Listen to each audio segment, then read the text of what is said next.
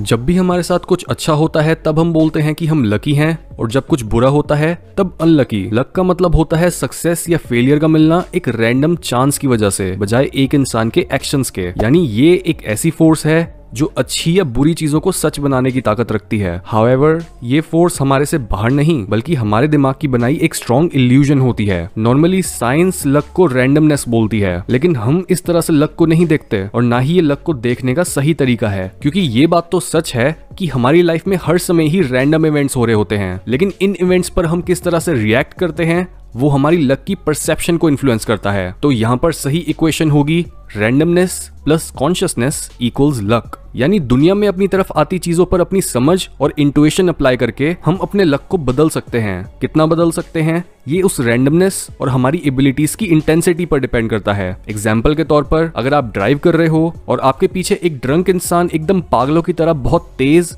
और डेंजरस वे में गाड़ी चला रहा है, तो ऐसी सिचुएशन में आपको पता भी नहीं लगेगा जब वो इतनी स्पीड से एकदम से अपनी गाड़ी को आपकी गाड़ी में ठोक देगा। यहाँ पर जिस इंसान की गाड़ी ठुकी वो ये सोचेगा कि उसकी तकदीर ही खराब थी, जिस वजह से उसका पूरा दिन भी खराब हो गया और गाड़ी भी। और अगर वो बाय चांस किसी दूसरी रोड पर होता या आज घर रुक जाता तो ये एक्सीडेंट नहीं हुआ होता। यहाँ पर सिचुएशन की रैंडमनेस इतनी ज्यादा इंटेंस थी कि एक इंसान अपनी समझ और कोई भी कॉन्शियस एफर्ट लगाकर एक्सीडेंट को नहीं रोक सकता था। ये था एक एक्सट्रीम एग्जाम्पल जो आपके साथ हर रोज नहीं होता, जिस वजह से यहाँ एक्सटर्नल फोर्सेस एक इंसान की इंटरनल फोर्सेस से ज्यादा स्ट्रॉन्ग हो गई। लेकिन आपकी नॉर्मल डेली लाइफ में आपको रैंडमनेस का इतना बड़ा पहाड़ नहीं मिलता, बल्कि रैंडमनेस छोटे छोटे पैकेट्स में आता है, जिन्हें समझना और उन पर रिएक्ट कैसे करना है ये हमारे कंट्रोल में होता है। रियलिटी की सही समझ, उस समझ पर सही एक्शन और उस एक्शन में अपना कॉन्फिडेंस ऐड करने से लक नाम का शब्द हमारी डिक्शनरी से गायब होने लग जाता है। यही रीजन है कि क्यों जो लोग लकी चार्म्स में विश्वास रखते हैं और ये मानते हैं कि अब ये चीज उनका लक इंप्रूव कर देगी,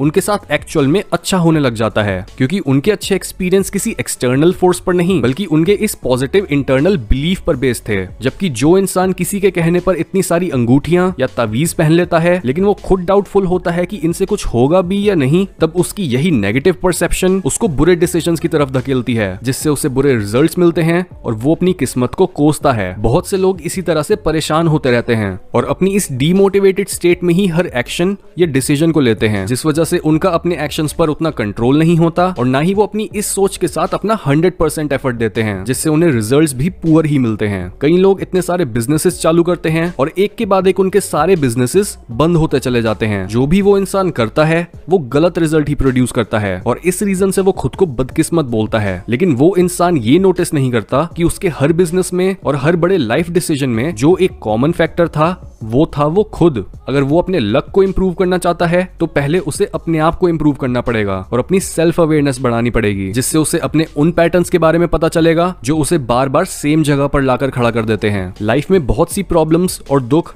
हमारी उन प्रॉब्लम्स की समझ की कमी की वजह से आते हैं, जस्ट बिकॉज हम उन पर अटेंशन नहीं पे कर रहे होते। इसका मतलब अगर आप अपनी प्रॉब्लम्स को सॉल्व करना चाहते हो तो सीधा उन प्रॉब्लम्स की जड़ों तक जाओ और वहां पर उन प्रॉब्लम्स के कॉज को ढूंढो। अगर आपके बिजनेसेस फेल हुए तो बार बार अपने पैसे डुबाने और किस्मत को टेस्ट करने के बजाय ये देखो कि क्या आपको ही पैसों की अंडरस्टैंडिंग नहीं है कि पैसा बनाने और बिजनेस के बेसिक्स क्या हैं, या फिर किस तरह से एक इन्वेस्टमेंट के रिस्क को मेजर करा जाता है। क्या आपकी फाइनेंशियल एजुकेशन बस आपको अपने पेरेंट्स और उन रिलेटिव से मिली जिन्होंने खुद कभी एक सक्सेसफुल बिजनेस नहीं खड़ा करा। ऐसी सिचुएशंस में यूजुअली गलती एक ही होती है जो बार बार रिपीट होती है। सिमिलरली अगर आप बार बार टॉक्सिक लोगों को अपना पार्टनर बना लेते हो और रिलेशनशिप के खत्म होने पर यह बोलते हो कि आपको पहले ही पता था कि खुश रहना आपके नसीब में नहीं लिखा, तो ऐसे में ये समझने की कोशिश करो कि क्या आप सच में बिना किसी रीजन के बुरे लोगों के शिकार बन जाते हो, या एक्चुअल में आपकी नजर अच्छे लोगों को बुरे लोगों से सेपरेट नहीं कर पाती और आप अनकॉन्शियसली उसी टाइप के टॉक्सिक प्यार की तरफ अट्रैक्ट होते हो